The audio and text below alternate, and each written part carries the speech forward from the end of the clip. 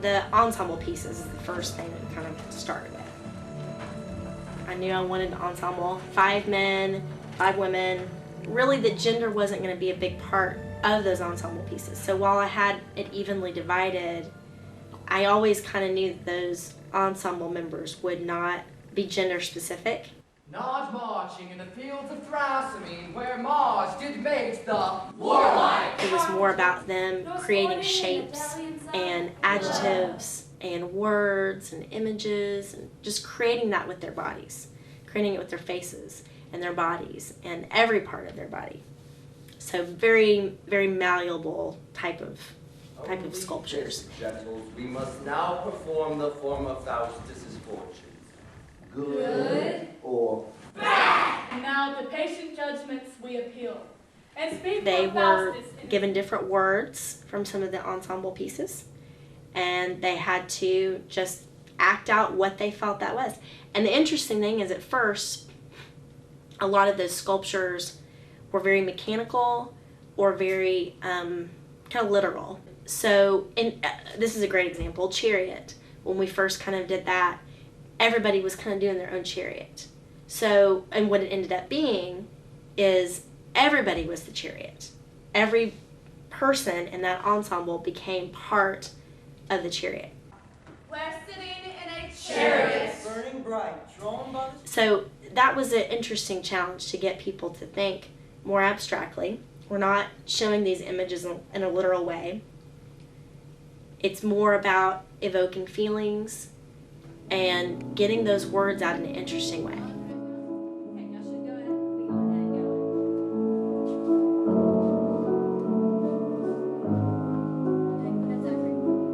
I am pride. I disdain to have any parents. I am like Tobin's flea. I can creep into every corner of a wench, sometimes like a periwig. I sit upon her brow. So there were different strategies that we would use. We would sometimes, I would say, I would go through the script, I would go through different ensemble pieces, and I would underline. And I would say, okay, these are the words warlike, love,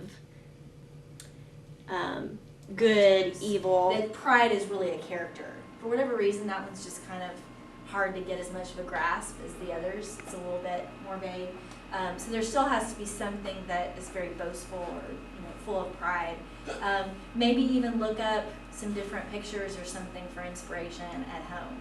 Something that gives you something to hold on to for that one.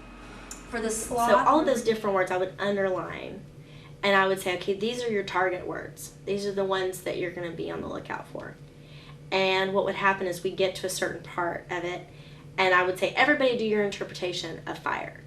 And then let's say that Ansley had there was something that she was doing that really spoke to me, or I thought it was just a particularly interesting thing. Then I would say, okay, everyone feed off of Ansley. So everyone would go over to her, they would look at what she was doing, and then they would kind of branch off of it and use that as their springboard. And sometimes it was 2 people. Sometimes it was 2 people that were doing it. And that honestly seemed to be the best method. I love this up here. This says something, and then this somehow needs to complement what they're doing. It could be that you guys even have So much study puppets and divinity. that shortly he was graced with doctor's name. And what I loved about it is at one point, I don't remember why, but there was one of the ensemble pieces, I think I was working with somebody else, and so I sent a group into my office, and they were able to use that formula to create the ensemble piece. There's one that I can't take any credit for in terms of shaping it. His waxen wings did mount above his reach. And that's what I And love melting heavens about conspired devised his work, overthrow.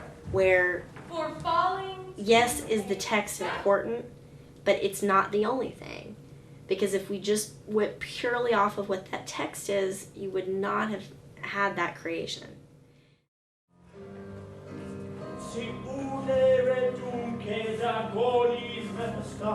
I just had this envision of kind of like a 2-headed monster.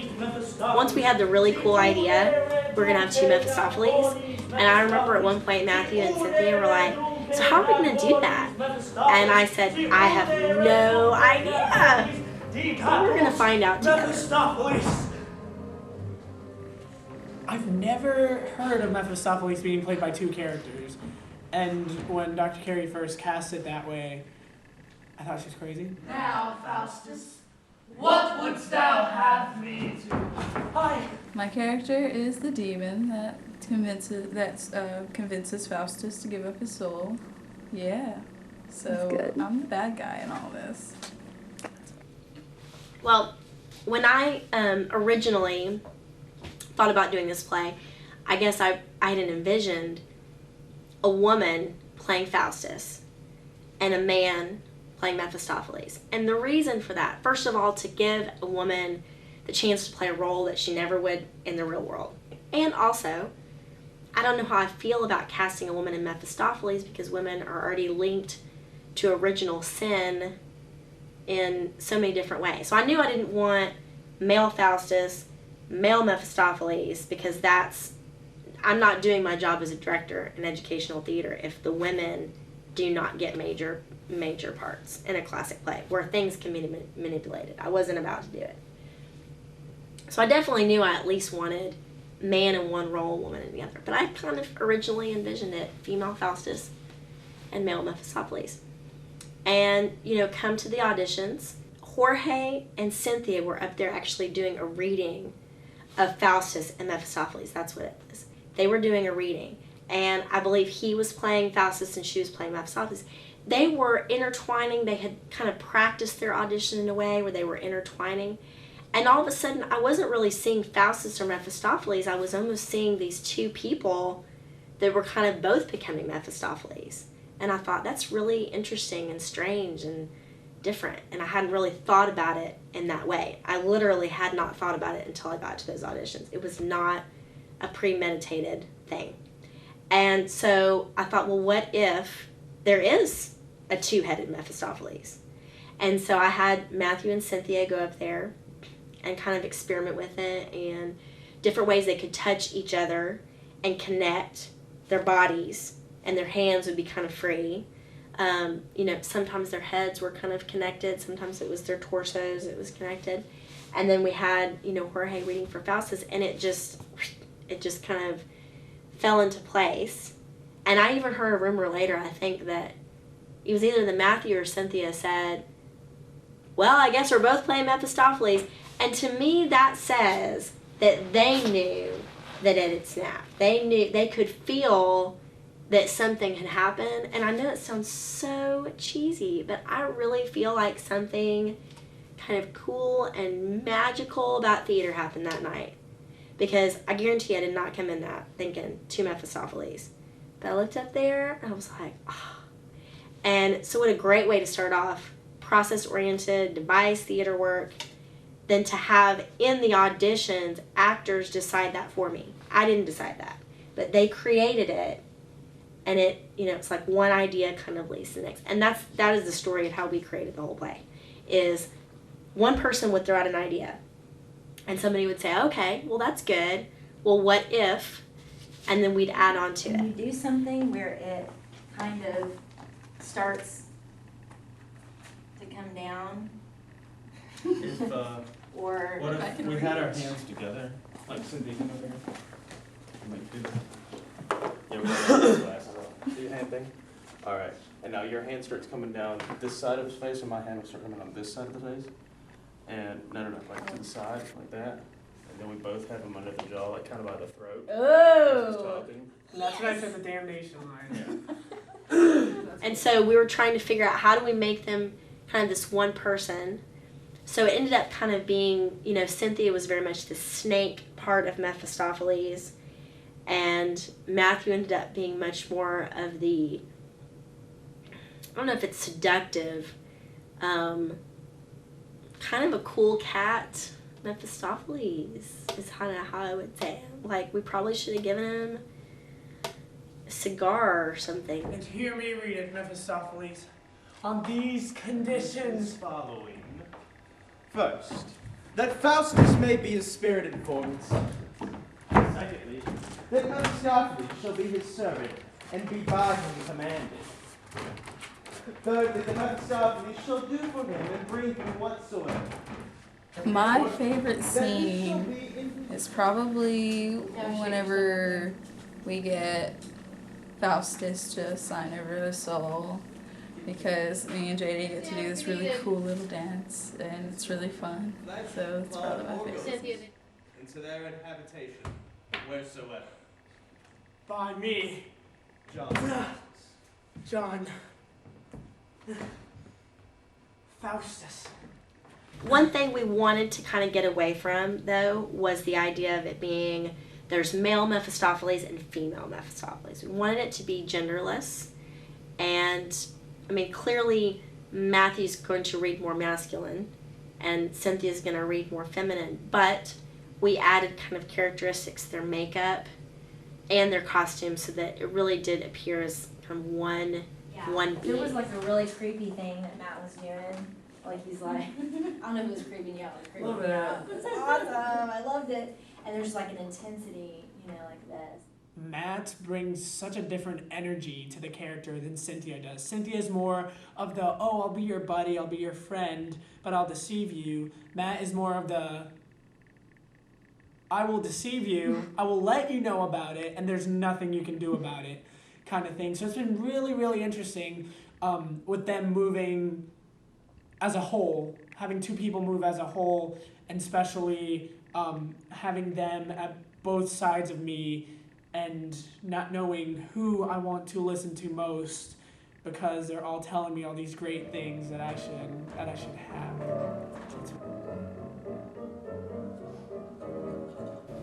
We incorporated dance a lot into it, not just the Shake Sonora, but for Helen, for instance. Normally, that's just portrayed. Helen kind of comes out and she stands and she's just this figure.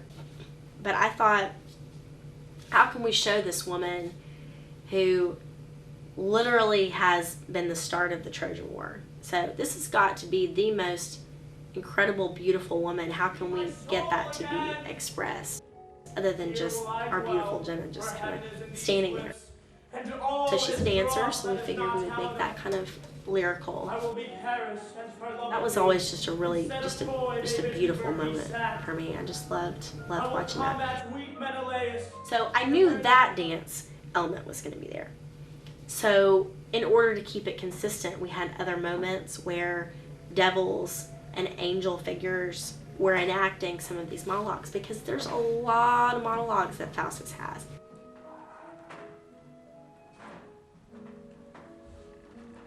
And the ensemble has some really, really interesting pieces that they're going to look great on stage. They're doing crazy, crazy things with fabric and with the way they're moving their bodies. Everything's so fluid, almost like a dance.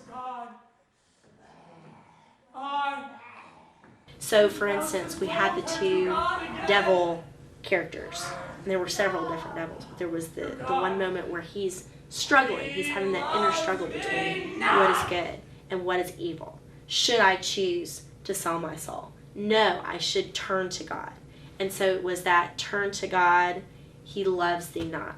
Turn to God, he loves thee not. And just being very much torn between those two forces. To me, that was the overreaching theme, is turn to God, he loves thee not, and that inner struggle that he goes through the entire play.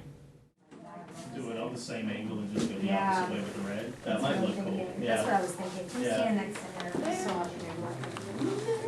So instead, do where it's not painted on her, same thing. Costumes. Always fun, especially when everyone is kind of creating them. We felt a little bit like sometimes we had a little sweatshop going in here with the costumes. The probably the biggest challenge was trying to figure out what the ensemble was going to wear.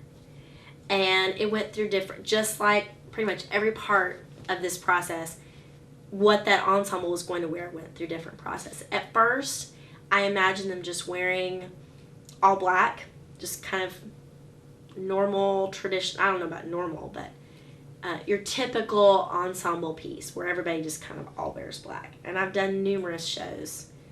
And I think I was just kind of tired of always having the ensemble in all black, you know, black pants, black shirt. Plus the way that I was talking about the set with Tim Baxter Ferguson, I just felt like the black would just somehow not pay tribute to the play as much. And black would, if it was either purely black or purely white, it kind of makes the decision of what that ensemble is, and it makes them, you know, stereotypical, evil, or good, which unfortunately historically we attribute evil with the color of black, and, you know, purity with the color of white. So, you know, just wanted to avoid that type of subversive historical racism. So we thought, well, maybe we should just go with a tan. And then the question was, well, should it be loose fitting pants? I mean, there were numerous people that all were kind of throwing their input. And I cannot remember who the originator of the idea was, but someone said, well, what about a unitard? I think a group of us went to the sock basket, and we ended up picking out a couple of these unitards, and people made fun of the unitards. And may I say, they looked fantastic on stage. People shunned the unitards. They scoffed at them. But I think they looked absolutely fantastic. And it fit exactly what I was wanting, which was a lot of bodies all intertwined. If you have looser material, then you don't get to see people's shapes as much. I love the fact that we had tons of different shapes of people and colors within this piece.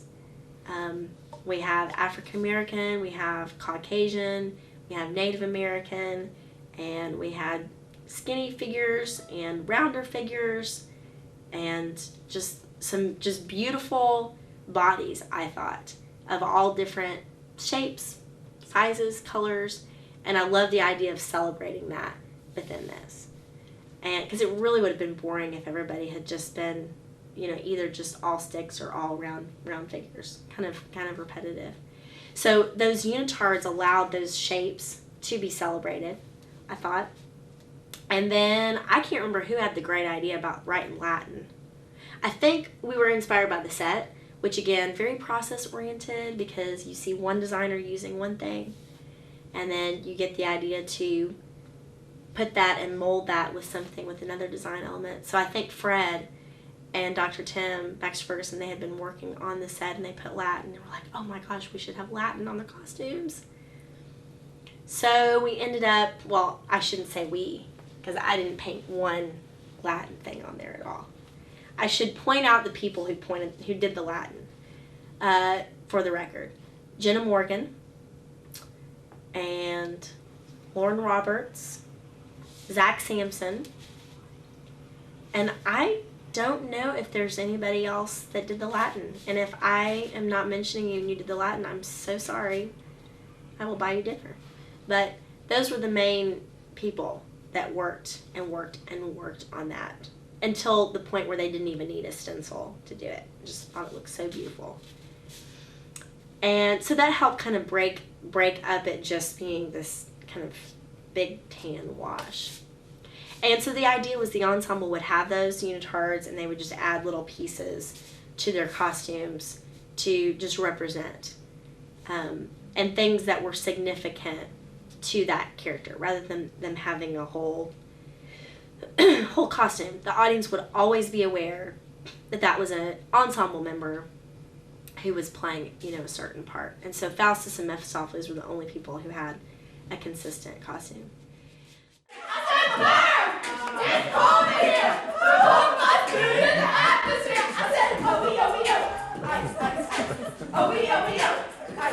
Again, I did not come into this play thinking I would like to have a gay pope. Word to the Pope.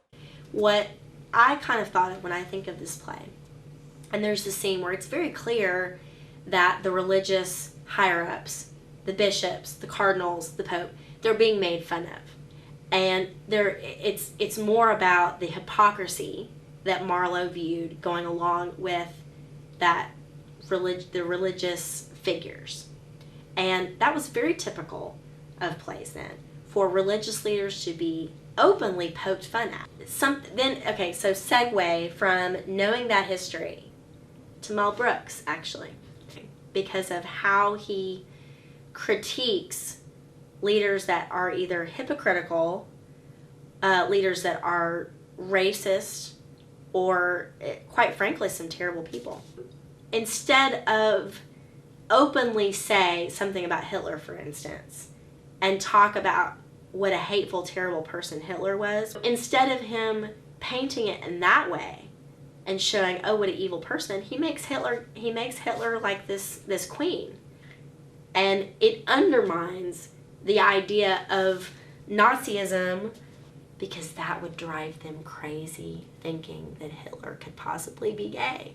And I mean, I literally think that's why he does it, because it's funny and it completely undermines people's view of this hateful leader. Your grace. My white has got to! So for me, when I try to think about how a hypocritical leader, because in the play, this specific pope is not a good person. My Lord, have patience at this troublesome banquet. Can you throw a temper tantrum like on the ground?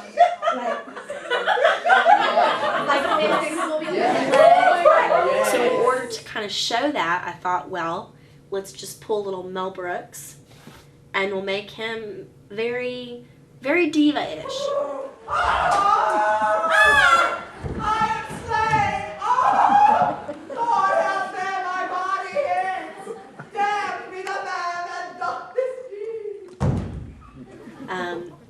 So for me, it was just playful, and it fit how much he was being a diva.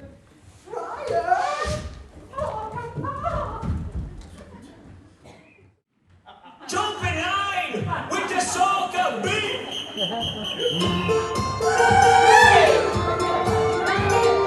Oh goodness. Okay, this was fun. This was totally the epitome of the collaboration that happened in the show. One of maybe my favorite moment of the whole show. People will learn that if you give me an idea and it's crazy enough, I will probably use it.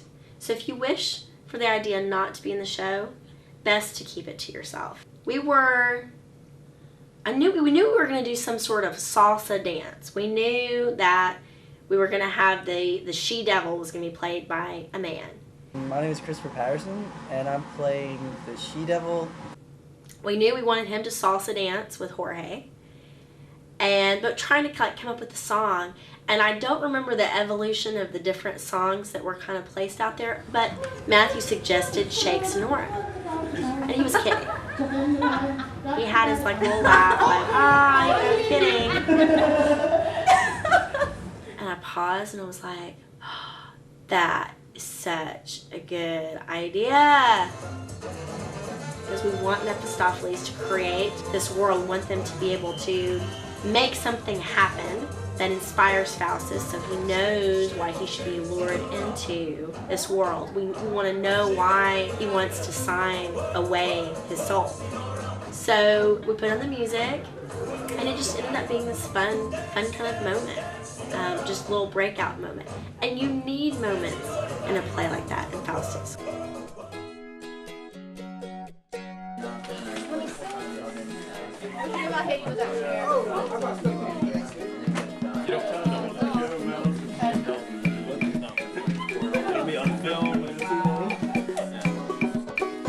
Hello, my name's JD.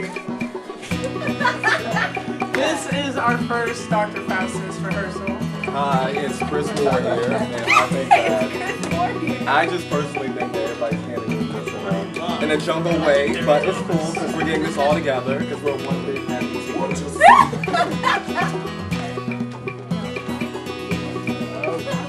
Yes, that's a lovely thing to be on the camera. It is September 12th, and we have some creative chaos going on, which I love. Very excited about this awesome cast. Without waiting for Guthman. It's gonna be an awesome show.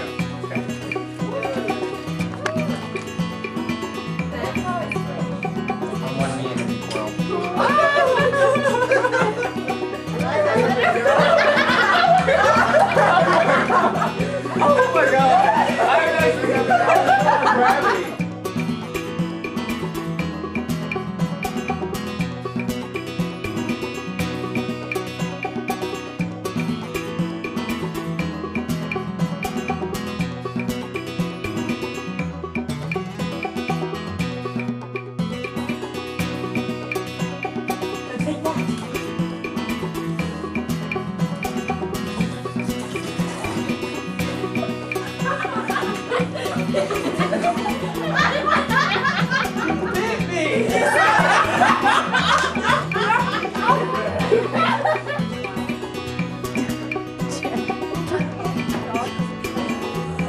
Oh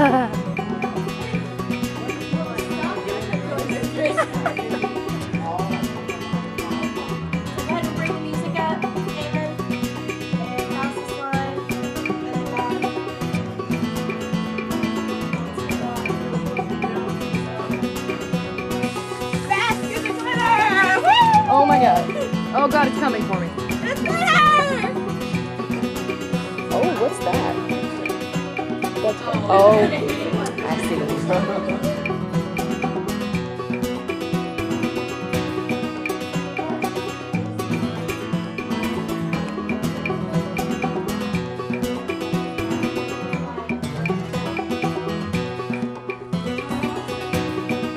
We're doing lots of different things, lots of creative things, ensemble things that not a lot of any kind of theater does. We've got dancing and singing and all sorts of new things.